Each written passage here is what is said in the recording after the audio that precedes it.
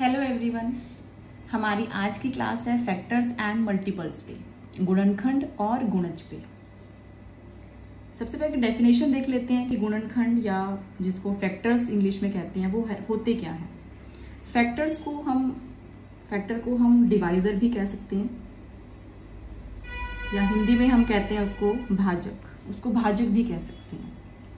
ये होता क्या है, एक ऐसा number, a number that divides another number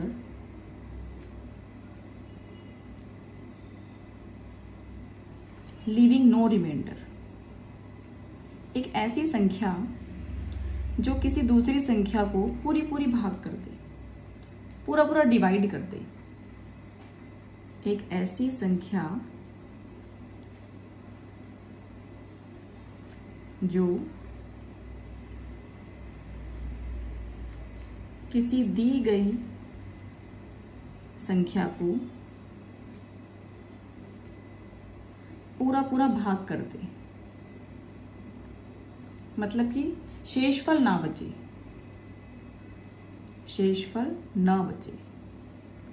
reminder 0 आ जाए, तो वो कहलाते हैं हमारे फैक्टर्स। जैसे कि फॉर एग्जाम्पल अगर मैं बोलूं कि 6, मैंने एक नंबर ले लिया 6, तो इसके फैक्टर्स क्या क्या होंगे। फैक्टर मतलब ऐसी संख्या जो इसका पूरा भाग कर दे। पूरा भाग संख्या कौन सी करेगी, जिसके पहाड़े में ये आता होगा। जैसे कि 2,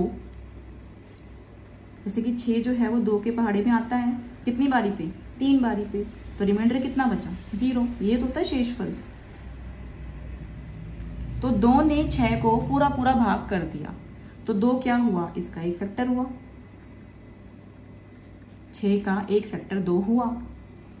अच्छा, क्या ऐसी और भी संख्या हो सकती है? हाँ, हो सकती है, क्योंकि 6 जो है वो 3 के पहाड़े में भी आता है। कितनी बारी पे? 2 बारी पे। रिमाइंडर कितना बचा? 0। मतलब कि 3 भी इसका एक फैक्टर हुआ। तो ऐसी संख्या जो दी गई संख्या को पूरा भाग कर दे वो फैक्टर कहलाती है। अच्छा, इसके अलावा कोई नंबर हो सकते हैं क्या? हाँ, हो सकते हैं। इसके अलावा अगर मैं कहूँ 1 भी तो है, 1 के पहाड़े में तो हर संख्या आती है, तो क्या 1 भी इसका फैक्टर हुआ? हाँ जी, बिल्कुल हुआ। 1 भी इसका एक फैक्टर हुआ। कितनी बारी पे जाएगा? 6 बारी पे। शेषफल क्या बचा? 0। तो 1 भी इसका एक फैक्टर है। और क्या हो सकता है? और संख्या कौन सी हो सकती है? और हो सकती है हमारे पास 6। 6 में भी तो 6 आएगा। अगर मैं 6 को भाग करूं 6 से, तो क्या जाएगा? नहीं, बिल्कुल जाएगा। 1 पे, 1 बारी पे चला जाएगा। तो इसका मतलब इसका फैक्टर कौन सा हुआ? 6 भी इसका एक फैक्टर हुआ। तो 6 के फैक्टर्स को अगर हम थोड़ा सा ऑर्डरली लिख लें तो क्या होंगे? 6 के फैक्टर्स हमारे पास 1, 2, 3 एंड 6। वो संख्याएं जो किसी संख्या को पूरा भाग कर देती हैं वो फैक्टर्स कहलाती हैं। एग्जाम्पल ले लेते हैं एक और। अगर मैं 12 की बात करूं तो 12 के फैक्टर्स कौन से होंगे? अब 1 का तो पता चल ही गया, क्योंकि 1 तो सबके पहाड़े में आ जाता है, मतलब 1 के पहाड़े में तो हर कोई आ जाता है। और 12 के पहाड़े में 12 तो आएगा ही, तो मैं 12 भी लिख लेती हूँ।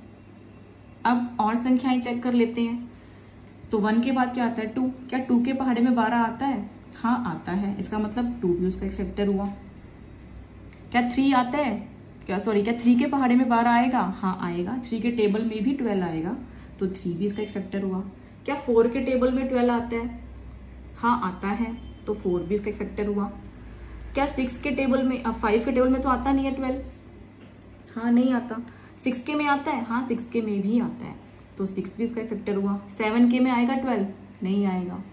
8 में आएगा? चेक करके देख लो। 8 एक कमांड, 8 दूनी 16, 16 ही आ गया सीधा। 12 नहीं आया, 8 पे भी नहीं आ रहा है, 9 में भी नहीं आएगा, और 10 में भी नहीं आएगा, 11 में भी नहीं आएगा।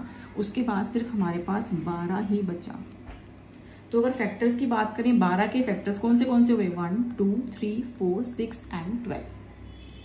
इसका मतलब ये हुआ कि किसी भी संख्या के 2 फैक्टर तो होंगे ही होंगे, एक 1 और एक खुद, और बाकी हम चेक कर लेंगे कि जिसके पहाड़े में वो आता होगा वो उसके फैक्टर्स कहलाएंगे। अब हम पढ़ते हैं मल्टीपल्स के बारे में। मल्टीपल्स क्या होते हैं? मल्टीपल्स होते हैं गुणज। जब हम किसी संख्या को गुणा करते चले जाते हैं तो वो होते हैं उसके मल्टीपल। डेफिनेशन लिख लेते हैं।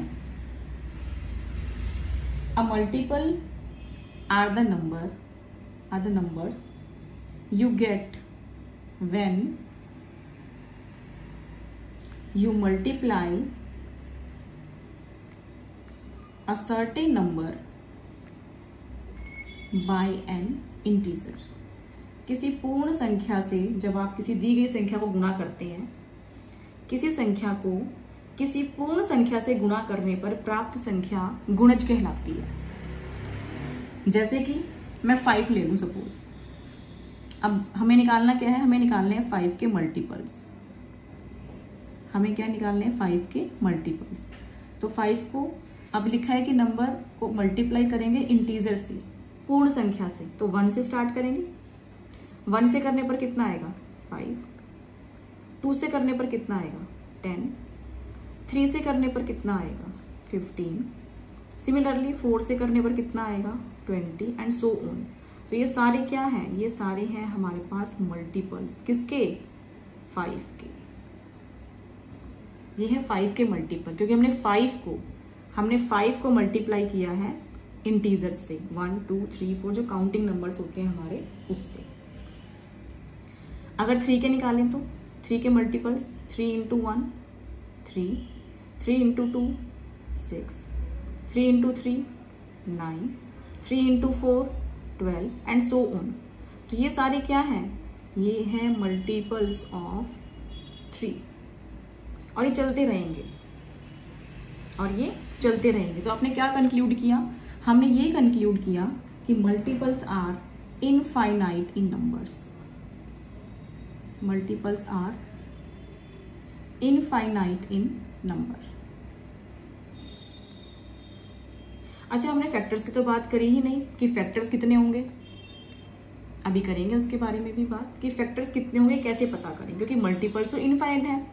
काउंटिंग नंबर्स कभी खत्म नहीं होंगे, इंटीजर कभी खत्म नहीं होंगे, वो चलता जाएगा प्रोसीजर। 5 से कर दिया, फिर 6 से 7 8 9 10 अप टू 100 200 1000 2000 लाख 1 लाख। लेकिन जो फैक्टर्स होते हैं वो लिमिटेड होते हैं। जो फैक्टर्स हैं वो काउंटेड होते हैं, वो अनलिमिटेड कभी नहीं होंगे, वो इनफाइनाइट नहीं होंगे। अभी कैसे पता करें कि वो कितने होंगे, अभी इसके बारे में हम बात करते हैं। सबसे पहले हम देख लें कि मल्टीपल्स कितने होते हैं, इनफाइनाइट होते हैं। और जीरो की हमने बात नहीं की, तो जीरो जो है, zero is a multiple of every number. Zero जो है वो हर नंबर का मल्टीपल होता है। अब हम बात करने वाले थे कि किसी संख्या के फैक्टर्स कितने होंगे। फैक्टर्स की संख्या पता करने के लिए हमें सबसे पहले उसका जो यूनिक फैक्टराइजेशन होता है वो करना पड़ता है। किसी भी संख्या का ये पता करने के लिए कि उसे कितने फैक्टर होंगे, उसका यूनिक जो प्राइम फैक्टराइजेशन होता है वो करना पड़ता है। उससे हम पता लगा लेते हैं। उसके बाद एक फॉर्मूला हम लगाते हैं, उससे हम पता लगा सकते हैं कि हमारे पास जो नंबर दिया गया है उसके कितने फैक्टर्स होंगे। अगर मैं बात करूं सपोज 12 की, तो 12 का जो यूनिक फैक्टराइजेशन है, जो प्राइम फैक्टराइजेशन है, वो क्या होगा। ऐसे करते हैं हम, इसके रिगार्डिंग मैंने एक वीडियो बनाई है, आप उसमें भी देख सकते हैं ये कि कैसे निकालते हैं। ये होता है इसका प्राइम फैक्टराइजेशन 12 का, 2 इंटू 2 इंटू 3। इसको हम रख सकते हैं 2 की पावर 2 इंटू 3 की पावर 1। नंबर ऑफ फैक्टर्स निकालने के लिए हम क्या करते हैं, नंबर ऑफ फैक्टर्स कैसे निकलते हैं, इसके ऊपर जो पावर है, जो हमारे यूनिक जो प्राइम नंबर्स आए हैं उनके ऊपर कुछ पावर्स लगी रहती है। अगर पावर नहीं है इसका मतलब 1 है। पहली पावर यहाँ लिखेंगे 2 प्लस 1 करेंगे, ब्रैकेट लगाएंगे, बंद कर देंगे, नया ब्रैकेट खोलेंगे मल्टीप्लाई में ही। ये वाली पावर यहाँ लिखेंगे 1 प्लस 1 करेंगे, ब्रैकेट बंद कर देंगे। ये कितना बना, 2 और 1 3 मल्टीप्लाई, इसका मतलब मल्टीप्लाई होता है। ये कितना बना 2, कितना आया 6। इसका मतलब 12 के 6 फैक्टर्स हैं। क्या सच में है, चेक कर लें एक बार, अभी किया था। ये रहे 1 2 3 4 5 6, जी हाँ 6 ही है। तो किसी भी संख्या के किसी भी नंबर के फैक्टर्स को काउंट करने के लिए हम क्या करते हैं, उसका प्राइम फैक्टराइजेशन कर लेते हैं, उसके ऊपर जो पावर्स आ रही है वो लगा लेते हैं। पहली पावर को 1 ऐड करके लिख लेंगे, मल्टीप्लाई दूसरे वाले की पावर को, अगर आगे भी है तो आगे भी चलता रहेगा प्रोसीजर ऐसे ही ये ऐसे ही चलता रहेगा और हो जाएगा। अच्छा, हमने 6 का किया है, चेक करें एक बार 6 का सही है क्या। 6 को हमने लिखा 2 गुणा 3, 6 को हमने लिखा है 2 गुणा में 3, इसकी पावर 1 1 है, तो ये क्या लिखेंगे 1 + 1 इंटू 1 + 1, क्योंकि ये पावर भी 1 है और ये भी 1 है। कितना बना 2 × 2 कितना आया 4। ये है हमारे पास number of factors of a number, कि कितने फैक्टर होंगे उस नंबर के, ये हम पता कर रहे हैं यहाँ पे। कितने फैक्टर्स होंगे उस नंबर के हमें पता करते हैं कैसे, इस फॉर्मूले से। तो 4 आया 6 का, क्या 6 के ऑलरेडी 4 फैक्टर निकाले हमने, देखते हैं जरा। 1 2 3 4, हाँ 4 ही है। तो ऐसे हम काउंट कर सकते हैं किसी भी नंबर के नंबर ऑफ फैक्टर्स, कितने फैक्टर उसके होंगे। आप चाहे तो एक बड़ा एग्जाम्पल भी ले सकते हैं, जैसे कि अगर हम बात करें 105 की, अगर मैं 105 लूं तो 105 का जो प्राइम फैक्टराइजेशन है वो क्या होगा,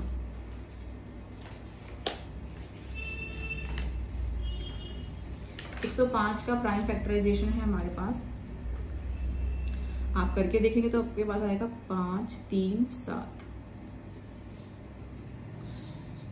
ये आएगा हमारे पास 105 का प्राइम फैक्टराइजेशन। इन सबकी पावर 1 1 है, तो नंबर ऑफ फैक्टर्स कैसे निकलेंगे 1 + 1 2 इंटू 1 + 1 2 इंटू 1 + 1 इंटू 2 कितना आया 8। 105 के 8 फैक्टर्स होंगे, तो एक तो 1 हो गया, एक 105 हो गया, 2 तो ये हो गए। इसके बाद 6 फैक्टर्स और हैं, ये आपको निकालने हैं, ये आपका होमवर्क है। ये आप पता करेंगे कि 6 फैक्टर्स कौन से हैं और क्या इसके अलावा कोई फैक्टर है, अगर है तो मुझे जरूर बताएंगे कि इसके अलावा कौन से फैक्टर हैं कमेंट सेक्शन में। 6 फैक्टर्स के अलावा भी अगर कोई फैक्टर ऐसा आता है तो आप मुझे जरूर बताएं, ताकि मैं भी देख सकूं कि वो कौन सा है। तो ये था हमारा all about factors and multiples, जो कि एक बहुत इंपॉर्टेंट टॉपिक है। फ्रॉम 6 to 12, 6th क्लास से स्टार्ट हो जाता है ये, 6th क्लास के बच्चों को भी आना चाहिए, और वहां से स्टार्ट होकर ये हमेशा इस्तेमाल होता रहता है हमारे मैथमेटिक्स में। जब तक हम इसके बारे में क्लैरिटी नहीं होगी हमारे माइंड में, हम कोई भी क्वेश्चन अच्छे से अटेम्प्ट नहीं कर सकते, अलजेब्रा का स्पेशली। तो आज के लिए इतना ही, फिर मिलते हैं अगली क्लास में।